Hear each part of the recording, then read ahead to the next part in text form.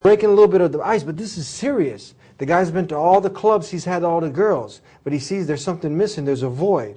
She's been hustled and she's made a little money and she's sick of being used and abused and all this stuff, and people are ready to get serious. Yeah.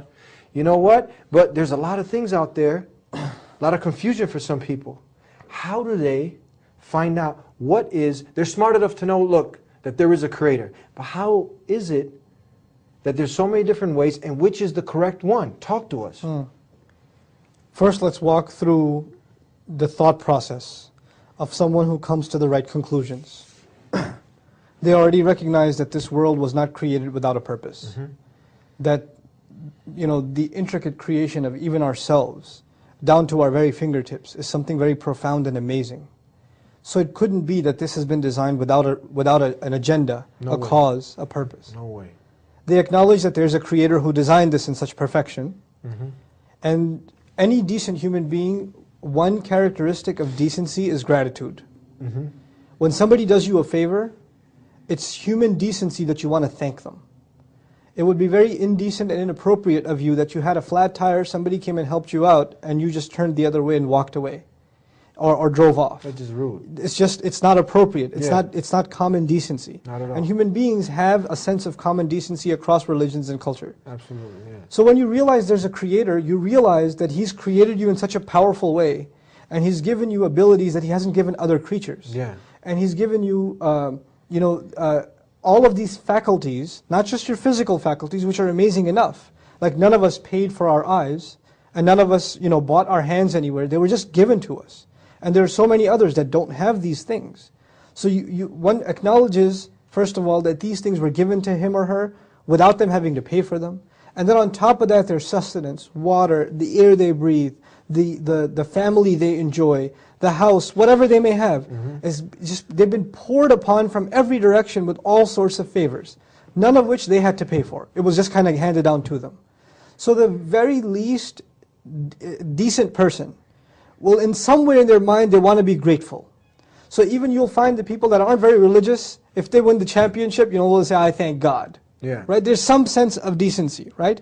But in addition, there's also a sense of appreciation. In addition to praise, or rather gratitude, there's praise and appreciation. Meaning he didn't just help us, he helped us in such a profound way. And his creation and his creative power is so incredible. Just the vastness of this universe, if you ever ponder over that. Just look at the sky one day and just look at its flawless end to end. That in itself would make you in awe of the creative power of this one creator. We're not even going to name him yet. We acknowledge then that this creator who made me, who has a purpose, well, who's the best person, or the best individual, or entity rather, that can tell me my purpose? Think about this. If I made this cup, well, I made it for a purpose. The manufacturer of something manufactures something for a reason. You make a car so it drives. You build a house to live in, right? So when human beings construct something, design something, then there's a purpose in mind for which they're designed. So when you acknowledge there's a creator and he created me, and he created me quite well, with this profound intellect that he gave me and all these faculties and abilities, then what purpose do I have? Where am I going to find my purpose? Well, you go back to the manufacturer. You go back to the creator to find your purpose. You can't figure it out yourself, you have to ask him, because he's the one who designed you.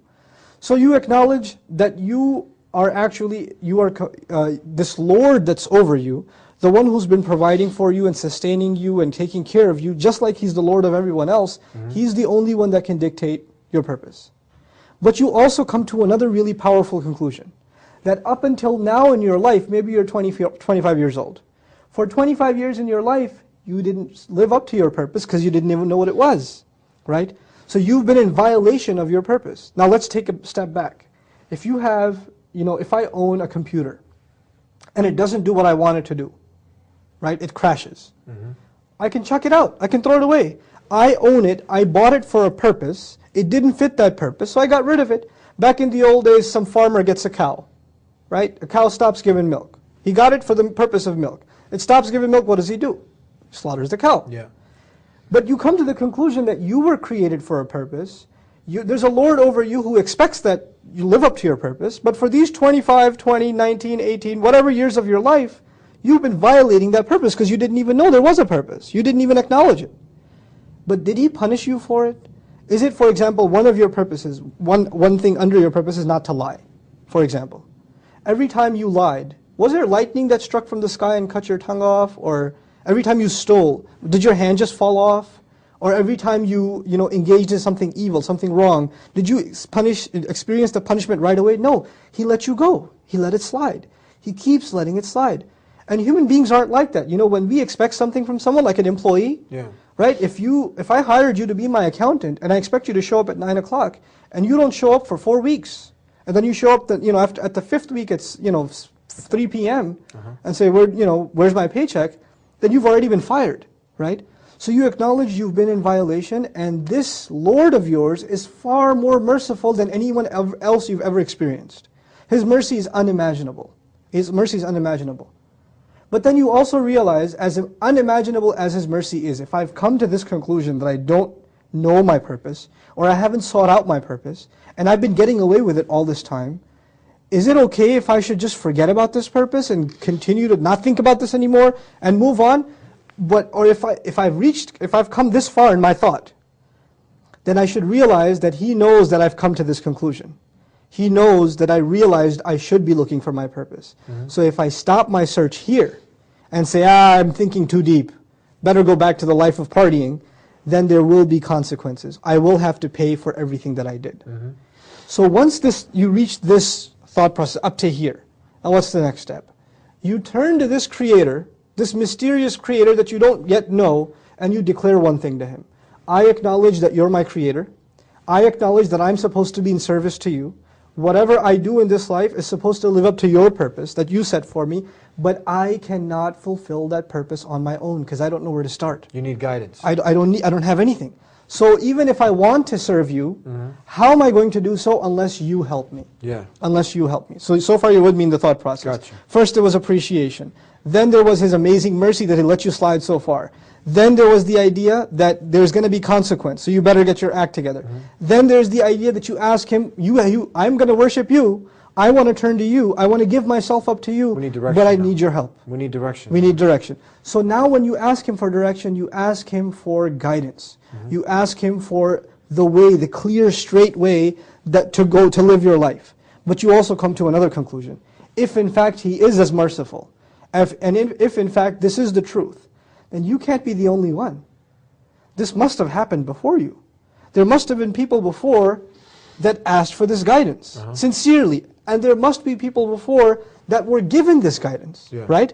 So you ask Him, instead of being left out on your own, you ask Him to show you a path that other people have already walked.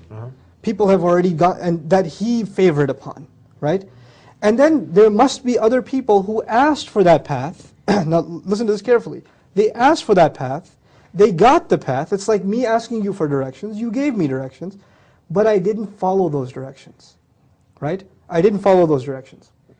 That's such a person who asks for the favor, gets the favor, and then disregards the favor, is someone who the Creator must be very angry with. There's a person who didn't even get the favor. But there's a person who got the favor and then disregarded it. Saw the truth and then put it aside. This person is worthy of the Lord's wrath. And then finally there's a person who asked for the favor, got that favor, received that favor, but then mixed his own thoughts and desires into that favor. God gave him guidance, He gave him the truth, He gave him clarity, but he didn't like everything that he heard. So he put something of his own in there and became lost. Now this thought process that I've explained to you, actually, the reason I went in this route is because this is the thought process of the Qur'an, the first surah. The first surah of the Qur'an is actually the thought process of someone seeking the truth. We say, Alhamdulillahi Rabbil Alameen, the first thing. Praise and gratitude belong to Allah, the Lord of all the peoples of the worlds. All the worlds, okay? So we talked about praise and gratitude. Then we say, Ar-Rahman Ar-Rahim, the unimaginably, exceedingly merciful, constantly merciful. So this was the mercy part. But then we say, Maliki Yawmiddin, the master of the day of judgment. There's going to be consequence if I try to take advantage of His mercy. Then we talked about you reaching the conclusion you want to worship Him. Iyaka na'budu, we worship only You. But we can't worship Him ourselves, we need help. So Iyaka nasta'inu, we seek Your help. We seek your help. What help specifically do we seek? Guide us. So what's the next ayah? Ihdina sirat al-mustaqim. Guide us to and along the straight path. Then we said, this path must not be us alone. There are people that have gone down this road before. So we asked to find the road of those who have succeeded before us, the path of those who you favored, not those who earned your wrath, not those who went astray. Right? So this thought process is what we are asking people to consider. It's universal. I didn't take you to the Qur'an first. I showed you the logic of that path first, right? Yeah. Once you understand this path, nothing I have said is directly saying accept Islam. All we're saying is be sincere to the Creator, be grateful to Him, accept Him as your Lord, ask Him to show you the path sincerely, and ask Him to show you those who walked down this path before and succeeded, and keep you away from those who walked down this path but then got lost, then went astray, or earned God's wrath, earned Allah's wrath, right? Now for people who are seeking this truth, what is the measuring stick? The first measure is your own conscience. That's the first measure. The second measure is, if in fact it is from God, then it has to meet one primary standard. And that primary standard is, there can be no one between me and the worship of that one true God. Nobody in the middle. Nobody in the middle. There can be those who show me that path. But I'm not going to worship these people that are showing me the path. I'm only going to take their teachings to get to the path, because they may be the ones Allah favored. Just like I asked to show me some role models, some guides. So these are people that are role models, not ones to be worshipped, but rather to be looked at as role models, as guides. So this sincere attitude, this measuring stick, with this standard, when you try to seek a path, and you try to filter out what is it that's out there, what are the things that people are calling towards, and you find, and then in that quest, when we ask you humbly to consider, just sincerely look at Islam, sincerely look at the Qur'an, what is it asking you to do? What is it asking you for? What is it demanding from people? You will find it's essentially saying one thing: we created you for a purpose, right? And Allah says, وَمَا خَلَقْتُ الْجَنَّ وَالْإِنسِ إِلَّا لِيَعْبُدُونَ. We didn't create jinn or human beings except that they should worship me. What's the